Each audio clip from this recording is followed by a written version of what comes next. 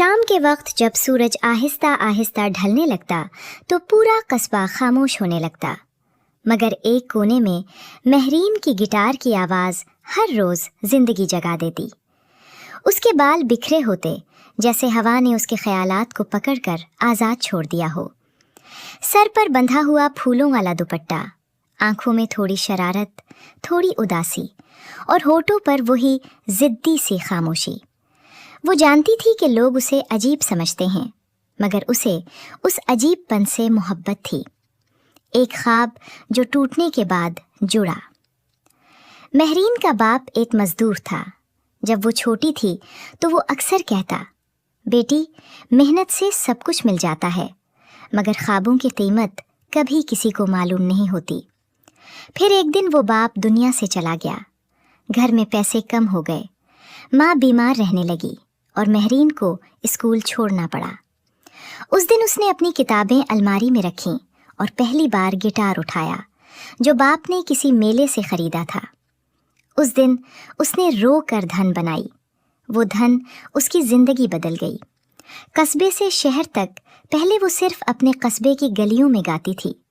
फिर एक दिन उसने फ़ैसला किया, मैं यहाँ नहीं रुकूंगी, मेरे ख्वाब इस शहर से बड़े हैं। वो बस में बैठी, एक थैला, गिटार और आंखों में बेनाम उम्मीदें लेकर शहर पहुंच गई। बड़े शहर ने उसे फौरन कबूल नहीं किया। सड़कें अजनबी थीं, लोग मसरूफ़ और कोई उसकी तरफ देखने को तैयार नहीं था। वो फुटपाथ पर बैठी गिटार बजाती रही।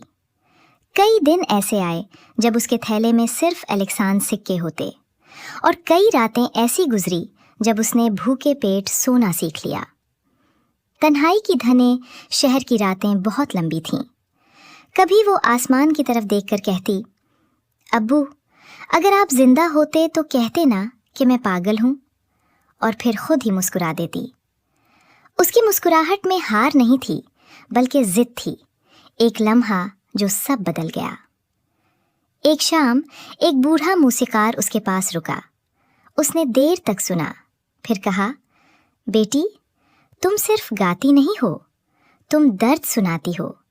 ये हुनर सबके पास नहीं होता। उसने महरीन को एक छोटे से कैफ़े का पता दिया, जहां नए फनकारों को मौका मिलता था। अगली रात महरीन पहली बार उस स्टेज पर खड़ी थी।